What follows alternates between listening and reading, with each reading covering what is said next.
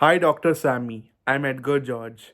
The topic I'm discussing today is about race and racism related to my own Asian identity and the double standards prevailing in our country, the United States of America, against people of color. As we all know, the United States of America is a country of immigrants.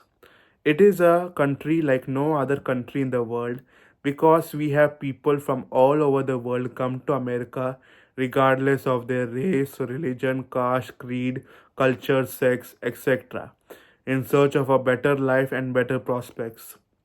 No wonder the United States of America is called the land of opportunity. It is this very diversity that the United States of America prides itself about that is believed to be one of America's greatest strengths. However, this diversity has also been a cause of acrimony among certain sections of people living in America. As we have learnt in Module 2 about racism in this semester, racism is undoubtedly a blot and stigma on our society and humanity at large. For centuries, certain groups of people have been marginalized and made to suffer only because of their race. What is race? Race is a social construct that is evident due to differences between different groups of people because of the way they look and appear and because of the color of their skin and hair color, eyes, etc. Based on the race, people are categorized as white, black, Asian, African, Hispanic, etc. Omi and Vinith in the book Racial Formation in the United States, Chapter 4, states that in the United States, race is a master category, a fundamental concept that has profoundly shaped and continues to shape the history, polity, economic structure, and culture of the United States. Racism exists today primarily and fundamentally because of the color of their skin, more than any other bodily feature of a human being. Racism is generally subtle. Black people and people of color have more often than not borne the brunt of this racial discrimination and injustice more than any other race in human history.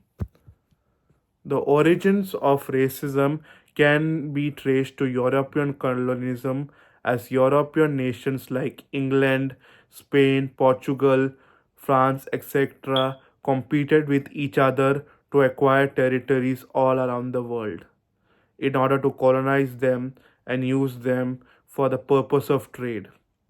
So they conquered countries in continents like Africa, Asia, and Americas and exploited and subjugated the local people. In the United States of America, racism began with colonization by the European settlers by displacing the indigenous people from where they lived. The European settlers then brought in Africans to work as slaves on the vast lands in order to produce cash rich crops like cotton, rice, and tobacco. Slavery became institutionalized in the colonies in 1690s. Oh no, in 1619, and thereby black people and people of color lost their freedom and liberty to the colonists, who are predominantly people of white race. Even after our country, the United States of America, achieved independence in 1776, based on the values of liberty and equality, racism continued to exist. For example, in the podcast, The Fight for a True Democracy, it has been mentioned that Thomas Jefferson, while writing the American Declaration of Independence, had brought with him one of the many enslaved people whom he owned, in order to serve him and to keep him comfortable. This was the very same leader who, while drafting the American Constitution for the first time, wrote that all men are created equal and that they are endowed by their creator with certain unalienable rights like life, liberty, and pursuit of happiness. This act exemplifies the worst kind of hypocrisy and double standards. In another example from the podcast, The Fight for a True Democracy, Abraham Lincoln went on to tell the abolitionists who were pressuring him to abolish slavery that you blacks and we whites are different races. Your race suffers very greatly, many of them, by living among us, while ours suffer from your presence.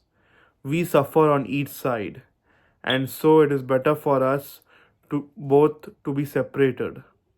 So Abraham Lincoln told the five revolutionists that he had got funds from the Congress to ship black people away once they had been freed to some other country.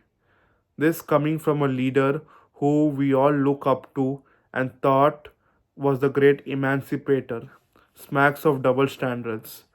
These double standards continue to exist even today.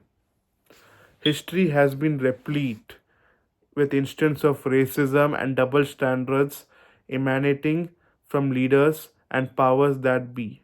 Black people have suffered eternally and continue to suffer even today because they have been relegated to the confines that is unequal and inferior in terms of opportunities, facilities, and resources.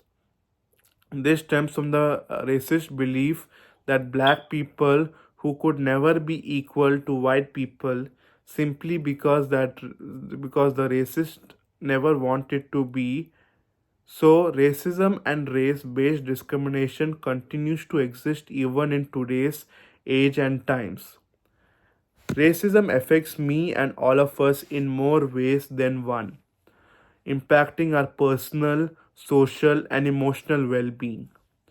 To begin with, racism can affect a person mentally and psychologically, as it can lead to negative feelings of inferiority, worthlessness, isolation, anxiety, and disorder.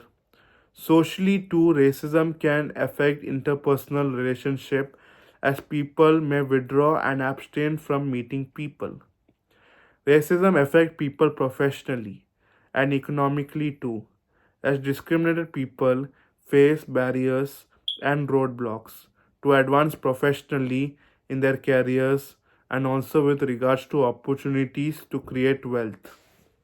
However, my take on racism is black people and people of color have long suffered from the ills of racial inequality and discrimination.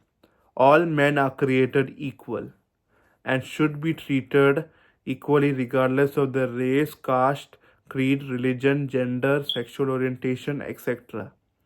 Should not just be rhetoric, but should also be lived and practiced in our everyday lives. It is only when we accept others for the way they are, we learn about the differences brought about by culture, race, religion, etc. When we accept people for the way they are, we enrich our lives and the lives of others around us. Thank you for your time, Dr. Sammy.